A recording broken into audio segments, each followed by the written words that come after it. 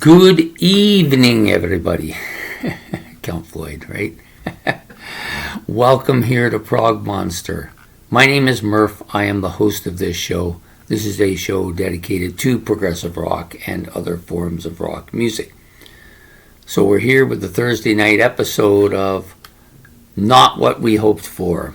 So this is a show I do every second week, alternating with ranking the songs off an album. So this week I've chosen a Rush album, actually. Rush's Vapour Trails. This was the last album by Rush that I owned and had heard. I hadn't heard this album before I bought it. I didn't buy it till about a year or so ago, so it was already over 20 years having been made, and I know that it initially hadn't recorded very well. Sorry, moved my foot there. Hadn't recorded very well, and so I wasn't really in a hurry to get it. And they've done a couple of reissues. This is one of them, which sounds much better. I've heard the original one. It sounds better, trust me.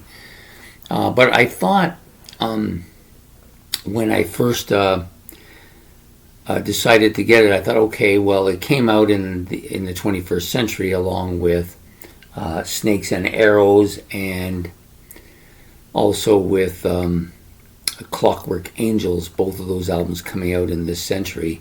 I figured, okay, so it came out, but it came out after Neil Peart had come back after the death of his wife and daughter. So I wasn't really sure what it was going to be like, but I had hopes that it was going to be great because the other two albums were both great as well. So I thought it would be. And it's not that it's bad. I like it, obviously, because that's the premise of this show, in which I discuss albums I like, but they didn't quite get where I thought they should be. And that's the thing with this one, is the same thing is happening here. So most of the songs on here are a little on the dark side, I would use, because of the time period.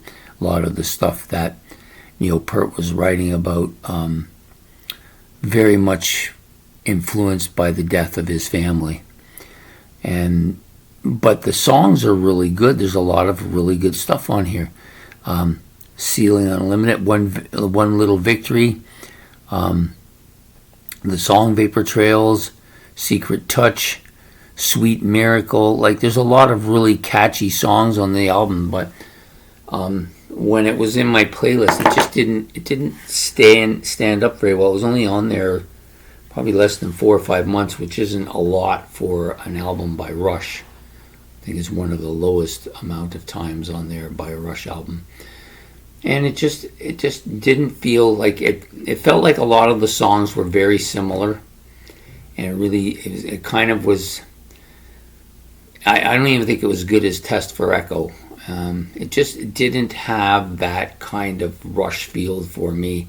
Didn't really achieve what I hoped it would achieve, and left me actually feeling kind of wanting, you know.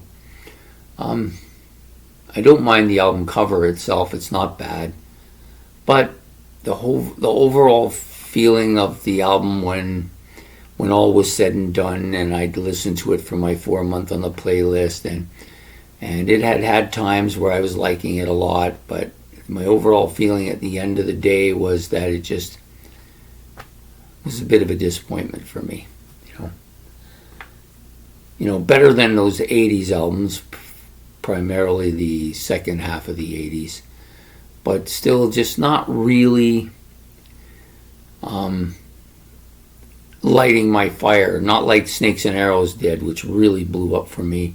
And then even though Clockwork Angels didn't do initially very well with me and was a bit of a disappointment initially, eventually once I got into it, it's far exceeded what I hoped it would be.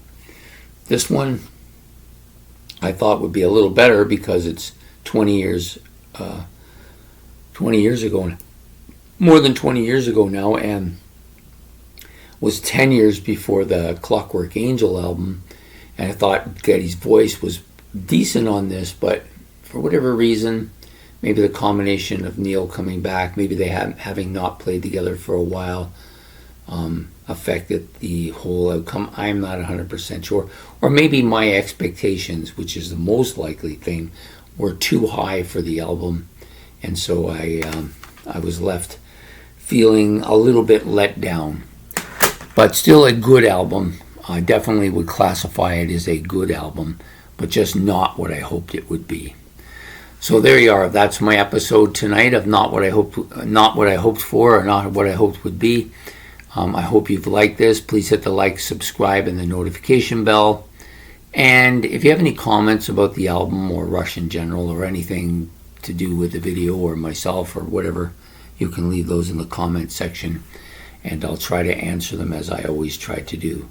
So take care and have yourself a good evening, and goodbye.